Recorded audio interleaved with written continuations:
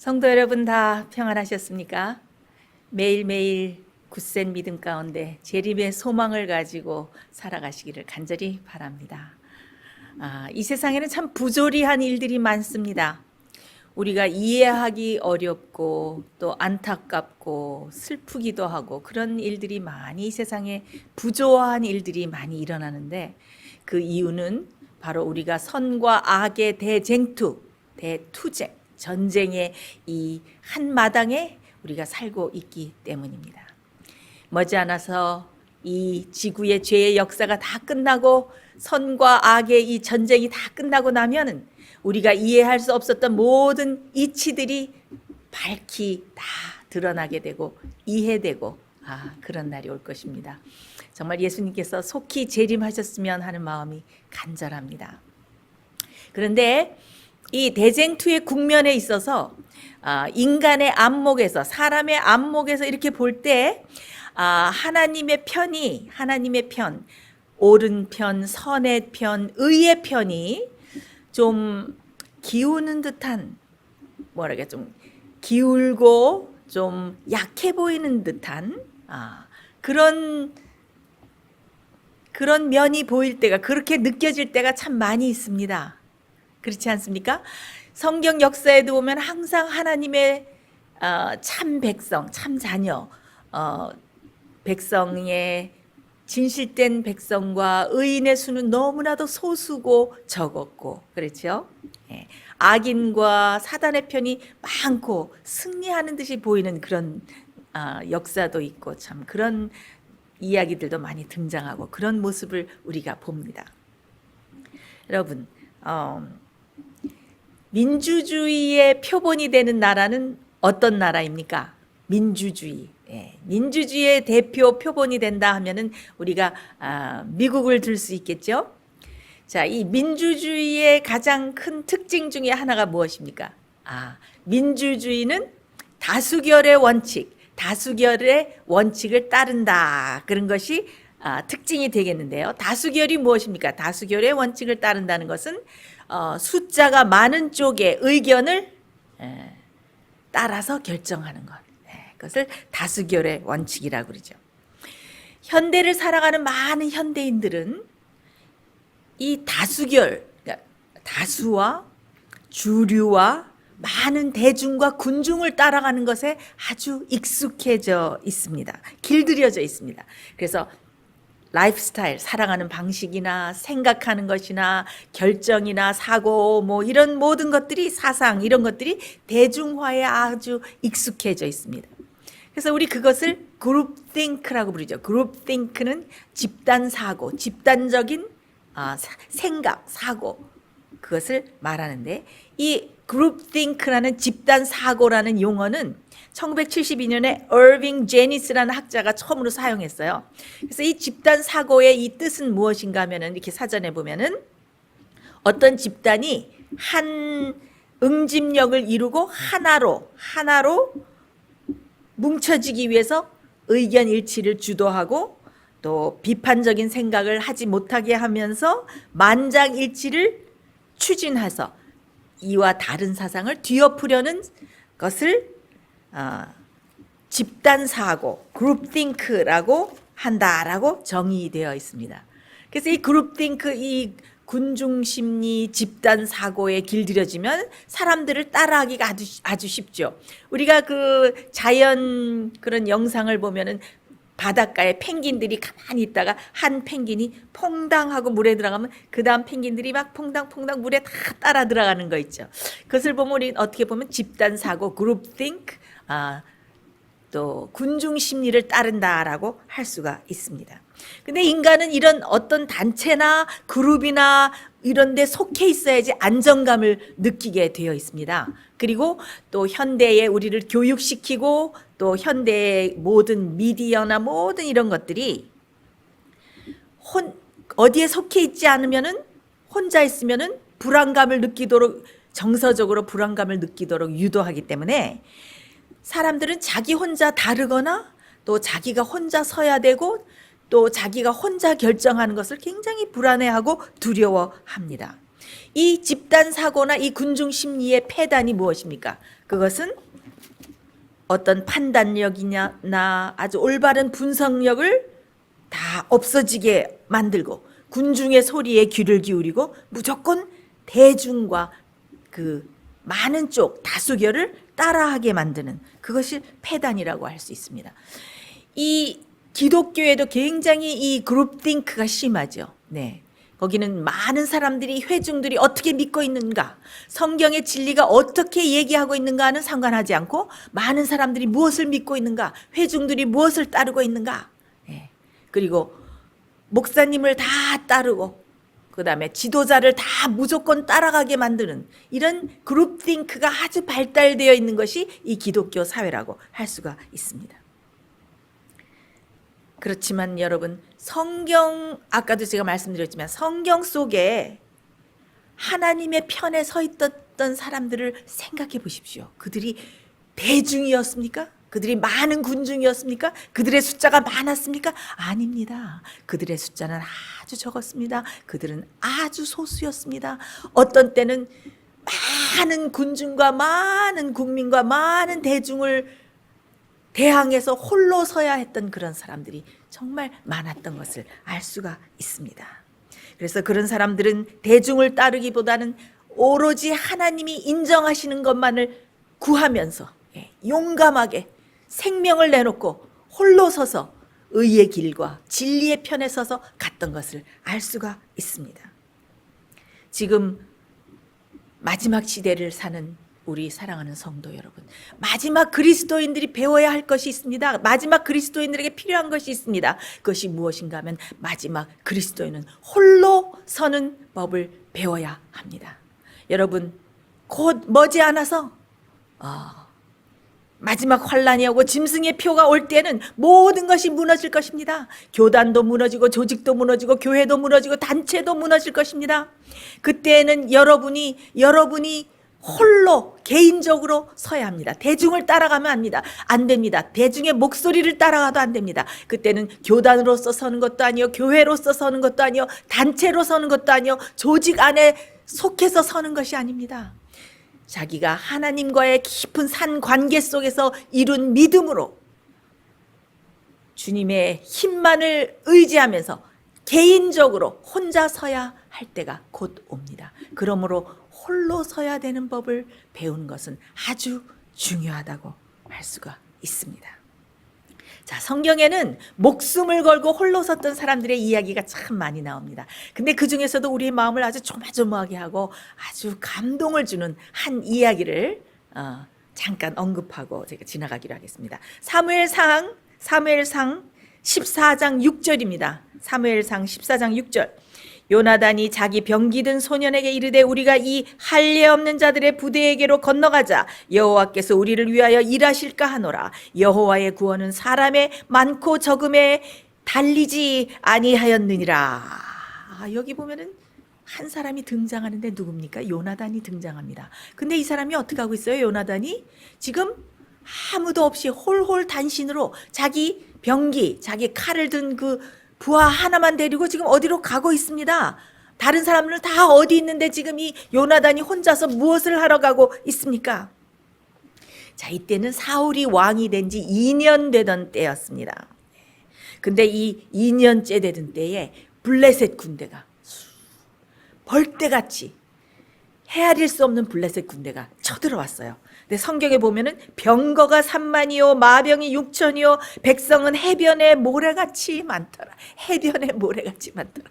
얼마나 엄청납니까? 여러분, 얼마나 겁납니까? 해변에 모래처럼 많은 사람들이 어떻게 해요? 병거가 3만이요 마병이 6천이나 되는, 그리고 많은 군인들이 때로 쳐들어와서 지금 이스라엘을 포위하고 있는 것입니다. 얼마나 겁납니까? 근데 안타깝게도 이스라엘 백성들은 하나도 방비가 되어 있지 않았어요. 그때는 이스라엘 백성들에게는 철기가 없었어요. 그래서 사울 왕과 이 요나단에게만 창과 칼이 있었습니다. 그래서 그 이스라엘 백성들이 그 농기구나 이런 거를 샤프하게 이렇게 더 날카롭게 만들고 그러기 위해서는 블레셋 사람들의 대장간으로 가서 도움을 받고 하던 그런 시대였습니다. 그때에 사울은 2,000명의 군사를 가지고 있었고 요나단은 1,000명의 군사를 가지고 있었는데 사울도 떨고 백성들도 떨고 블레셋 군대 그렇게 까마득히 정말 많은 수가 까맣게 많은 수가 쳐들어오니까 점점 쳐들어오니까 다들 무서워서 떨고 있었습니다. 성경에 보면은 군인들과 백성들은 너무 겁이 나서 다 요단강 너머로 도망을 가거나 굴이나 수풀이나 바위 틈이나 은밀한 곳이면은 다 숨었다고 그랬습니다. 다 숨었어요. 그래서 이 사울의 군사들은 다 탈영을 하고 도망가서 겨우 600명만 남아 있을 때였습니다. 예. 당시에 그 이스라엘 백성들은 굉장히 대중화를 원했어요. 그동안은 어땠습니까? 하나님께서 그들의 친히 지도자가 되셔서 그것을 우리가 신정정치라고 부르죠. 하나님께서 그들의 왕이 되셔서 그들을 인도하시고 그들을 통치하셨습니다. 근데 그들은 대중들을 주변의 국가들을 보았습니다. 그들만 빼고 거의 대부분의 사람들이 어떻게 해요?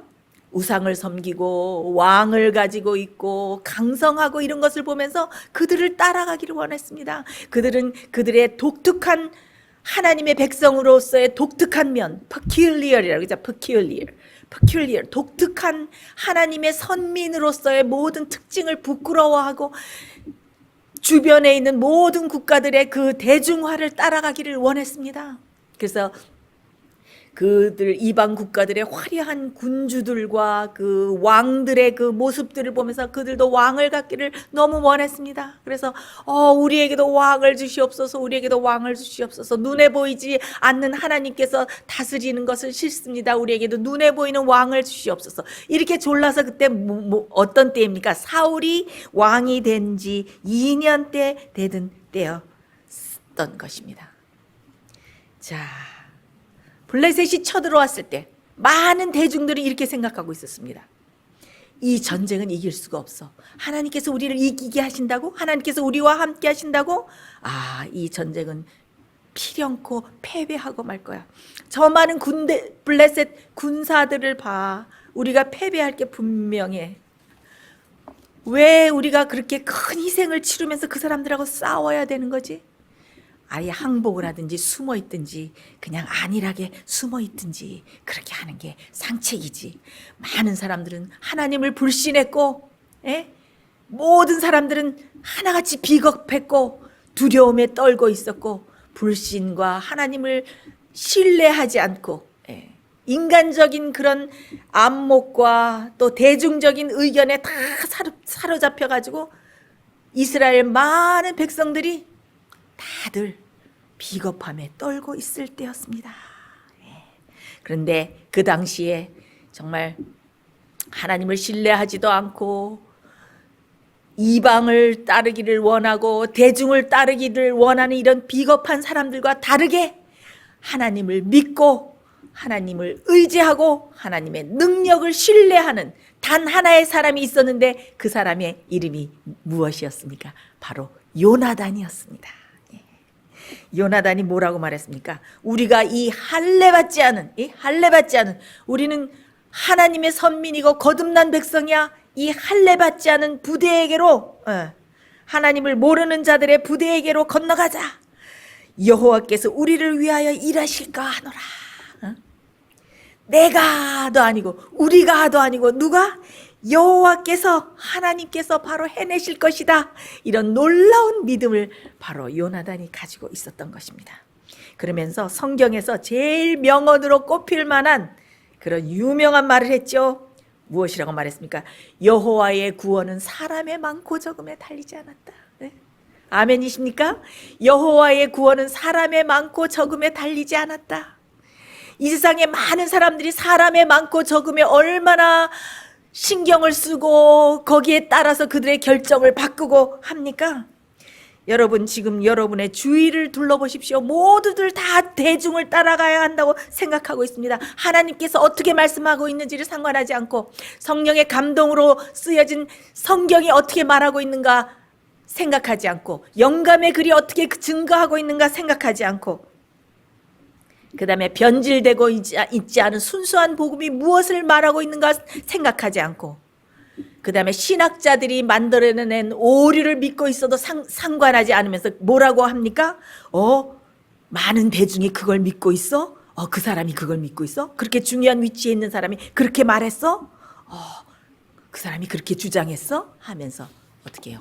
회중을 따라가고 대중을 따라가고 중요한 위치에 있는 사람이 뭐라고 말하는가 따라가고 있는 안타까운 현실에 우리는 살고 있습니다. 그 일이 언제 일어난 이 상황이 언제 또 일어났습니까? 노아 홍수 때 일어났습니다. 노아 홍수 때 노아의 설교를 듣고 많은 사람들이 홍수가 온다는 그 두려움을 가지고 배에 들어갈까 노아의 말에 귀를 기울이고 거기에 찬성하려는 사람들이 꽤 생겨났습니다. 그러나 그들은 어떻게 했습니까? 대중이 어떻게 믿고 있는가? 중요한 위치에 있는 지도자들이 어떻게 말하고 있는가? 그것을 생각하면서 대중을 따라가다가 어떻게 해요? 노아의 홍수가 와서 방주는 문이 닫히고 홍수가 와서 다 멸망될 때까지 아무것도 모르는 그런 안타까운 상태에 있다가 큰 폭풍과 물결과 대홍수와 함께 다 멸망당하는 안타까운 상황이 발생하고 만 것입니다. 그래서 정말 혼자 서서 올바른 편을 택해서 가는 것은 너무나도 중요합니다. 당시 블레셋 이 적지는 어디에 있었냐면은 까마득히 이렇게 깎아오른 듯한 이런 절벽으로 암벽을 기어 올라가야 되는 그런 적진에 이렇게 다 진을 치고 있었는데 요나단은 그 홀로 그 어려운 암벽을 그렇게 기어서 찢기기도 하고 상하기도 하면서 그 암벽을 가서 올라갔습니다. 주님만을 의지하고 올라갔습니다. 그 결과가 어땠을까요? 자, 사무엘상 14장 13절 15절 요나단이 손발로 붙잡고 올라갔고 그 병기든 자도 따랐더라. 블레셋 사람들이 요나단 앞에서 엎드러지매 병기든 자가 따라가며 죽였으니 들에 있는 진과 모든 백성 중에 떨림이 일어났고 부대와 노략군들도 떨었으며 땅도 진동하였으니 이는 큰 떨림이었더라. 놀라운 일이 일어났습니다. 요나단이 그냥 나타나니까 그냥 요나단 앞에서 어떻게 해요? 요나단이 칼도 안 휘둘렀는데 칼을 막 휘둘렀다 그러는 것도 아니에요. 여기 요나단 앞에서 어떻게 해요? 블레셋 군인들이 막 픽픽픽픽 다 힘없이 쓰러지는 것입니다. 누가 싸웠을까요? 눈에 보이지 않는 천사들이 아마 다 대신 싸웠을 것입니다. 그러니까 사람들이 픽픽 쓰러지니까 병기 든 자가 칼 든 자가 따라가면서 이렇게 막 쳐 부수고 죽이기만 하면 되게 그렇게 됐습니다. 그리고 또 무슨 일이 일어났습니까? 큰 떨림이 일어났다 그랬어요. 큰 떨림이 블레셋 진영에 일어났다. 그 영어 성경에 보면 earthquake 들어가 earthquake 땅이 흔들려서 지진이 난 겁니다. Very great trembling이 일어났다. 아주 대단한 그런 트렘블링 떨림이 일어났다. 히브리어 원어에 보면은 엘로힘 하나님이죠. 엘로힘 하나님의 떨림이라는 그런 어원 그런 미닝 그런 의미를 가지고 있습니다. 사랑하는 성도 여러분, 이렇게 요나단이 홀로 서서 나갔을 때 하나님께서 어떻게 큰 승리를 주셨습니다. 요나단은 대중을 따르지 않았습니다. 비겁한 대중의 목소리를 듣지 않았습니다. 심지어 자기 아버지 사울 왕에게도 말하지 않고 하나님만을 의지하고 홀로 서서 가서 이렇게 위대한 일을 이루었습니다. 얼마나 홀로 선 사람의 믿음의 놀라운 실화입니까? 자, 여러분, 우리가 성경에 보면은 많은 사람들이 스데반이 순교하던 그 이야기를 아주 즐겨합니다. 사울이 스데반이 순교하는 장면을 보고 감명을 받아 사울이 바울이 됐어. 하나님의 큰 사도가 됐어. 많은 설교자들이 많은 목사님들이 스데반의 순교의 이야기를 그들의 설교의 내용과 제목으로 사용하고 스데반의 그 순교 장면을 아주 즐겨 사용하고 많은 사람들이 감명 깊게 생각하고 잘 알고 있는 이야기입니다. 이 순교자 이 스데반이 순교하고 그 돌에 맞아 죽는 이 장면이 감동스러운 장면이 사도행전 7장에 나오는데 이 사도행전 7장 온 장이 60절까지 이 스데반의 이 마지막 유언과 같은 이 설교로 거기에 가득 채워 있습니다. 그런데 이 말씀을 스데반이 쭉 설교하는 이 말씀을 표면적으로 보면은 그냥 스데반이 아브라함과 그다음에 이삭과 야곱과 요셉과 모세의 출애굽까지 그냥 이스라엘의 역사를 쭉 나열하는 것 같이 보입니다.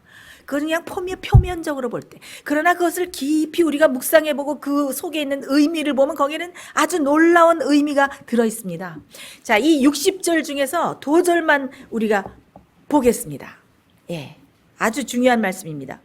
사도행전 7장 48절, 49절, 51절 보겠습니다. 그러나 지극히 높으신 이는 손으로 지은 곳에 계시지 아니하나니 선지자의 말한 바 주께서 가라사대 하늘은 나의 보좌여 땅은 나의 발등상이니 너희가 나를 위하여 무슨 집을 짓겠으며 나의 안식할 처소가 어디뇨. 목이 곧고 마음과 귀에 할례를 받지 못한 사람들아 너희가 항상 성령을 거스려 너희 조상과 같이 너희도 하는도다. 자, 스데반이 여기서 무슨 말을 하고 있습니까? 스데반이 왜 여기에 그 성소 얘기를 갑자기 하고 있습니까? 여기에 손으로 지은 성소에 하나님께서 계시지 않는다. 이게 무슨 뜻인지 아십니까? 이게 무슨 뜻인지 여러분 아십니까? 이 깊은 뜻은 바로 이것입니다. 스데반이 이렇게 말하고 있는 것입니다. 지금 하나님께서는 여러분이 손으로 지은 성소에 계시지 않습니다. 여러분이 그렇게 구원의 보장으로 여기고 귀하게 여기고 있는 구원의 보장으로 여기고 있는 이 성소와 성전 건물과 이 성소 제도는 여러분에게 구원을 주지 못합니다. 여러분이 선민과 선민 단체에 속해 있다고 생각하는 그 선민 의식이 여러분을 구원하지 못합니다. 여러분의 조직이, 여러분의 성소 제도가 여러분을 구원하지 못합니다. 하나님께서는 인간의 손으로 만드신 이 성소에 더 이상 계시지 않습니다.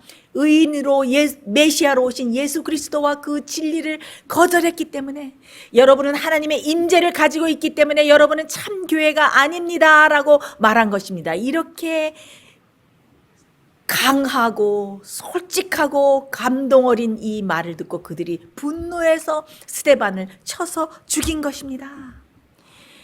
여러분, 성경의 역사에 그랬듯이 이 스데반 당시에도 하나님의 이 편에 있는 하나님의 성도들은 아주 한 줌의 작은 소수였습니다. 아주 적은 수만이 예수님을 받아들였고 예수님의 제자들과 적은 수의 사람들만이 오순절 성령을 받았어요. 대중들은 예수 그리스도를 메시아로 다 거절하고 믿지 않았을 때였습니다. 소수의 제자들만이 있었습니다. 여러분, 제 말씀을 잘 들어보십시오. 그 당시에는 두 종류의 교회가 있었습니다. 하나는 대중적이고 공식적이고 아주 화려한 성전과 성전 건물과 잘 조직된 기구와 많은 숫자를 가지고 있는 겉으로 보기에 아주 공식적인 진짜 교회가 있었습니다. 그러나 진리를 거절했고 메시아를 거절했고 하나님의 임재가 더 이상 함께하지 않는 그런 거짓 교회였습니다. 또 다른 한 교회가 있었습니다. 훌륭한 교회 건물도 없었고 조직도 없었고 사람들도 없었고 많은 대중들도 따르지 않았지만은 참된 성령의 역사가 있었고 하나님의 임재가 있었고 참 진리가 있는, 겉으로 볼 때는 아무것도 안 돼 보이는 초라한 몇 사람만이 있는 하나님의 참 교회가 있었습니다. 한 교회에는 금으로 장식된 훌륭한 건물을 가지고 있었고 멋진 복장을 입은 찬양대원들과 멋지고 금으로 장식된 제사장복을 입었던 제사장들이 있었고 사내들이라는 위대한 조직을 가지고 권세를 가지고 있는 한 교회였습니다. 그러나 예수님이 승천하신 이후로 다 무효화된 그냥 관습과 대중화에 묻혀서 꾸역꾸역 무효화된 그 성소 제도의 그 희생제물을 드리고 있는 그런 교회였습니다.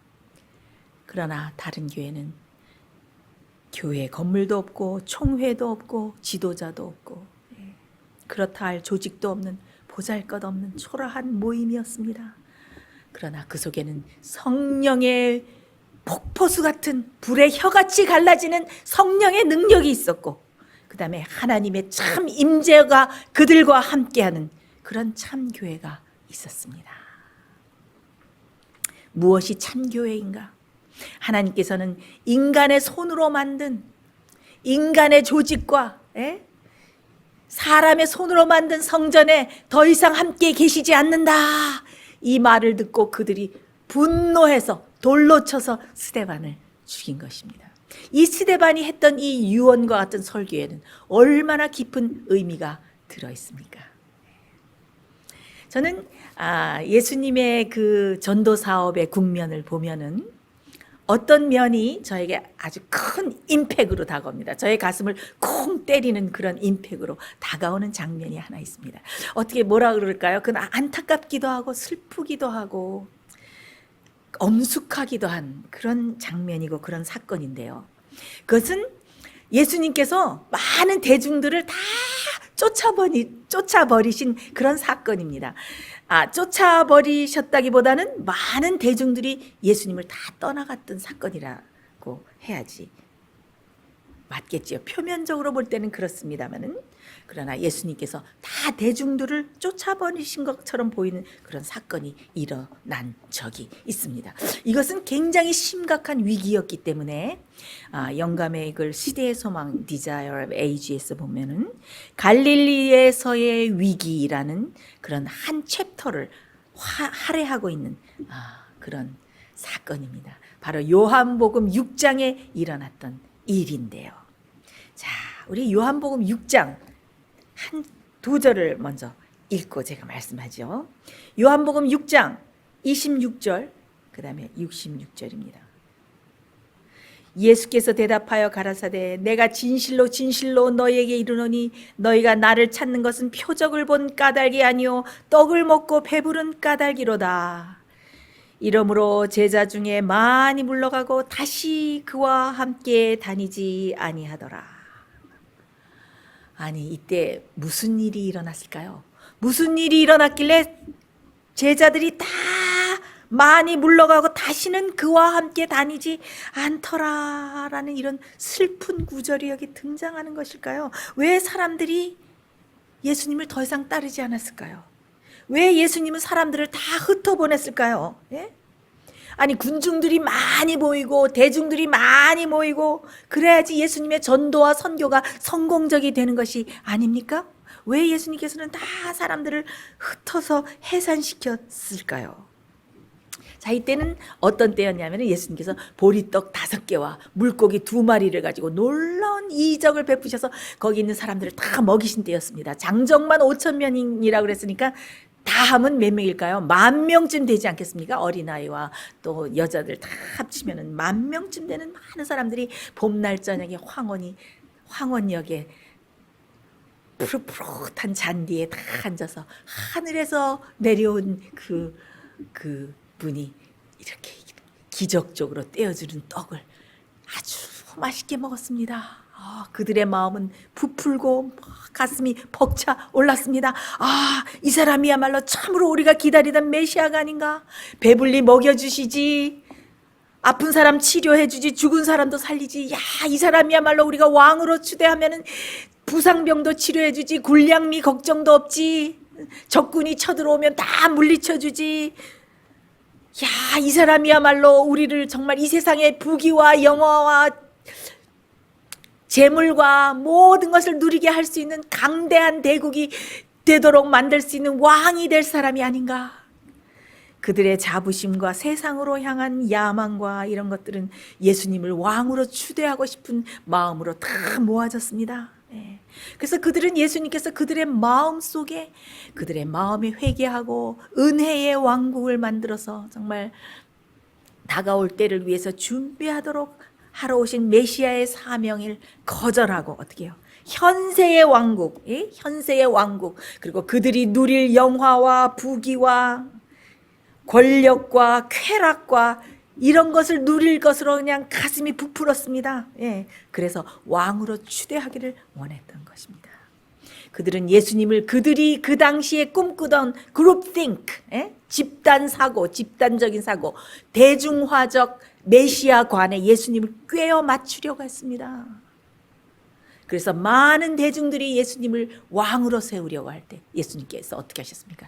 다 가라, 너희들 다 물러가라, 다 물러가라.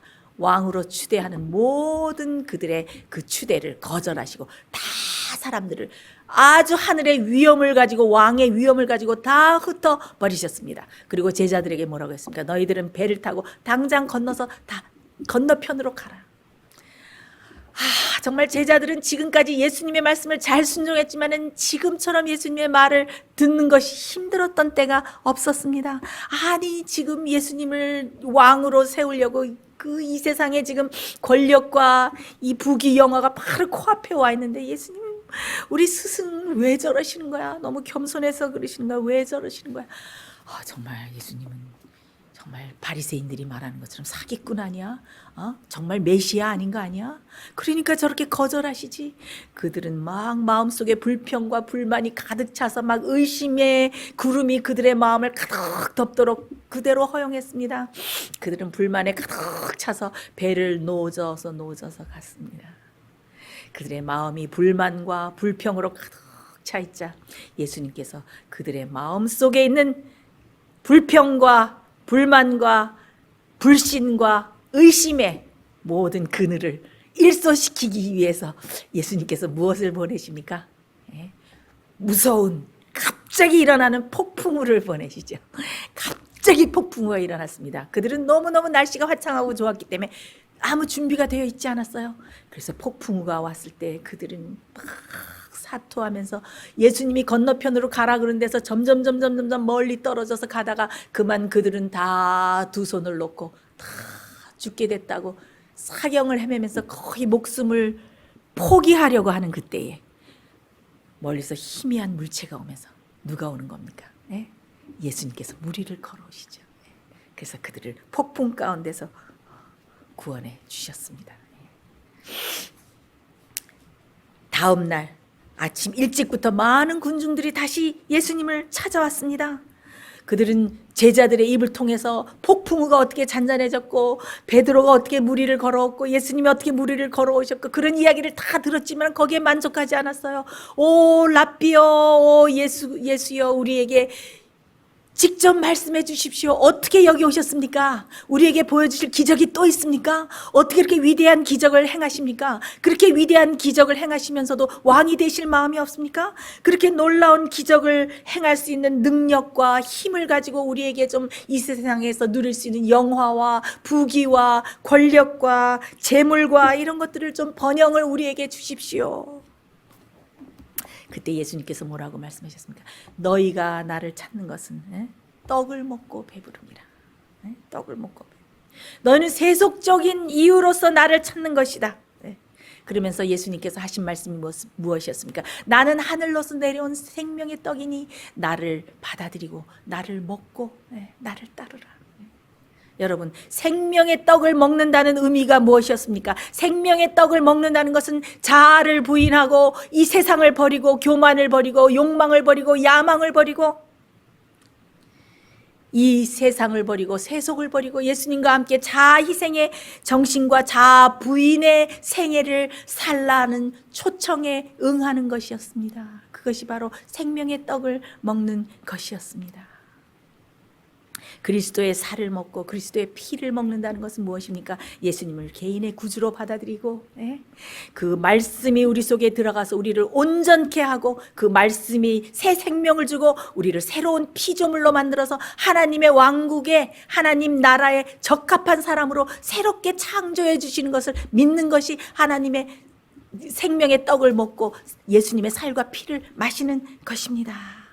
그 예수님의 말씀은 우리 속에 있는 세속에 속한 모든 성정을, 이 세상에 속한 성정을 다 없애주고 성령의 역사로 새로운 생명을 줘서 새로운 피조물로 탄생하게 만듭니다. 이 세상을 포기하고 하늘만을 사모하게 만드는 것입니다. 당시에 사조를 따르던 대중의 생각을 따르던 사람들에게 이 예수님의 초청은 너무 가혹한 것이었습니다. 그들은 예수님의 초청을 따를 수가 없었습니다. 그래서 많은 사람들이 예수님을 그렇게 사랑하면서 따르던 제자들조차도 예? 뭐라고 말했어요? 아, 이 말은 어렵도다. 누가 이 말을 들을 수가 있겠느냐 하면서 이해하지 못하는 척하면서 하나 둘 하나 둘 하나 둘 떠나고 다 떠나고 말았습니다. 아니 1년 전에 유대인들의 배척을 받으시고 유대 지방에서 전도를 하시다가 이제 겨우 갈릴리에 오셔가지고 이제 또 막 인기를 누리기 시작했는데, 아니 예수님이 좀 대중의 비위도 맞추고 대중화에 좀 맞게 대중의 입맛에 맞는 기별을 좀 전하시지, 이렇게 사람들이 다 그래도 찾아왔는데 왜 그 사람들을 다 쫓아보내셨을까요? 저는 이 장면을 볼 때, 그리고 예수님께서 제자들에게 너희도 가려느냐라고 이렇게 슬프게 물어보시는 이 장면에 오면은 매번 똑같습니다. 이 장면에 오면 저는 눈물이 막 나면서 아, 예수님 아니에요. 저는 모든 사람이 다 예수님 떠나가도 저는 끝까지 예수님을 떠나가지 않을 거예요 라면서 저는 항상 거기서 대답을 합니다. 그래서 예수님이 이 전도하셨던 중에 이 갈릴리의 위기, 이 장면은 저의 마음에 굉장히 큰 임팩을 줍니다. 여러분, 예수님의 진리는 숫자와는 또 진리와는 상관없는, 대중과는 상관없는 그런 진리였습니다. 예수님이 가신 길은 좁은 길이었습니다. 여러분, 마태복음 7장 13절 14절에 이런 말씀 있죠? 좁은 문으로 들어가라. 멸망으로 인도하는 문은 크고 그 길이 넓어 그리로 들어가는 자가 많고, 생명으로 인도하는 문은 좁고 길이 협착하여 찾는 이가 적음이라 하셨습니다. 여기. 사랑하는 성도 여러분, 예수님을 따라가는 길은 좁은 길입니다. 예수님을 따라가는 길은 자기를 사랑하는 마음과 또 이 세상의 높은 지위와 부와 재물을 가지고 따라가기에는 너무나도 좁은 길입니다. 자신의 뜻과 악한 습관과 이 세상의 쾌락과 안락을 즐기는 마음과 대중을 따라서 인기를 누리려는 마음과 세상을 사랑하는 마음과 이런 마음을 가지고 따라가기에는 너무나 좁은 길이고 너무나 들어가기에는 너무 좁은 문입니다. 예수님을 따라가는 길은 집단적 사고, 그룹 띵크가 아닙니다. 홀로 예수님만을 바라며 진리의 편에 서서 외롭게 가야 되는 것이 예수님의 길을 따르는 것이고 좁은 길을 가는 것입니다. 1941년 12월 7일에 평화로운 일요일 아침이었습니다. 하와이의 펄하버 진주만에 갑자기 쾅 하는 엄청난 굉음 소리가 들리더니 갑자기 일본 함대와 항공기들이 막 떠서 이 미군 해군 함선 188대의 항공기와 함선들이 다 격추되었습니다. 막 쾅쾅쾅쾅 하면서 진주만에 공습이 일어나가지고, 그때 사람들이 얼마나 죽은지 아십니까? 군인 2,335명의 군인이 죽고 68명의 민간인이 죽는 이런 큰 기습이 일어났습니다. 이 진주만은 공격과 방어를 동시에 할 수 있도록 튼튼한 방비를 했어야 됐습니다. 그런데 그들이 회의에서 어떤 회의를 했냐면 그들이 집단적인 사고를 통과시켰어요. 그때 회의에 어떤 회의를 했냐면은 괜찮아, 누가 그런 것을 공격하겠나, 거기는 그냥 이렇게 훈련지로 그냥 두자 이러면서 거의 20명이나 넘는 대령과 총장과 주요 해군 장교들과 또 킴멜 제독의 보좌관들, 이런 다수들이 그 집단 회의에서 그 다수결로 인해서 거기를 그냥 무방비 상태로 내버려 두자는 거에 그냥 다수결로 이렇게 결정을 해버린 거예요. 그래서 거기 그냥 훈련하는 그런 훈련지로 되도록 방치했어요. 훈련 기지로. 그래서 거기 공격하고 막 이런 거에 잘 대비를 하고 있었는데 그냥 무방비 상태에 있다가 진주만 공습을 당하고 만 것입니다. 소수의 사람들이 그 다수의 사람들을 그 집단적인 사고, 그룹 띵크를 엎으려고 했지만은 그들의 힘이 모자라서 할 수가 없었고, 그래서 미국의 역사상 아주 굉장한 실패로 남는 그런 진주만 공격의 역사가 생겨나게 된 것입니다. 사랑하는 성도 여러분, 이제는 곧 여러분 홀로 서야 할 때가 옵니다. 여러분은 지금 홀로 서서 가는 것이 무엇인지 배워야 할 때입니다. 배워야 합니다.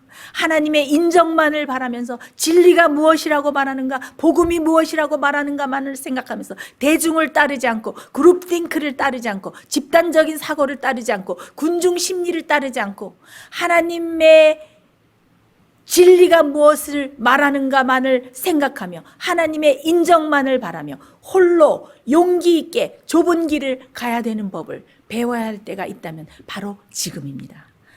머지않아서 환란의 때가 오고 짐승의 표가 오고, 그때는 교단도 무너지고 조직도 무너지고 단체도 무너지고 아무도 여러분을 붙잡아 줄 수가 없습니다. 여러분 혼자서 하나님과 깊은 산관계를 이루는 가운데 성령의 능력과 예수님의 보혈의 공로를 힘입어서 용기 있게 혼자 서서 가야 하는 것입니다. 여러분, 이 조용한 때에 홀로 서는 법이 무엇인지 여러분 잘 준비하시고 또 연습하셔서 마지막 때에 주님을 위해서 충성해야 되는 때가 올 때에 우리가 다 믿음과 용기를 가지고 다 하나님께 충성하는 그런 거룩한 백성이 되기를 간절히 바랍니다. 우리 다 같이 기도하겠습니다.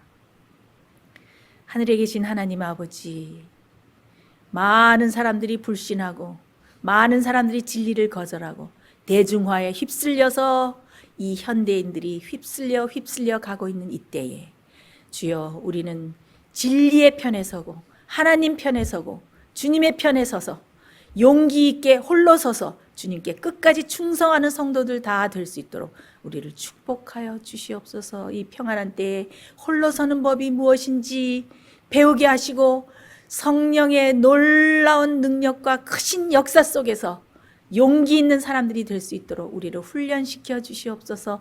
예수님 이름으로 간절히 기도드리옵나이다. 아멘.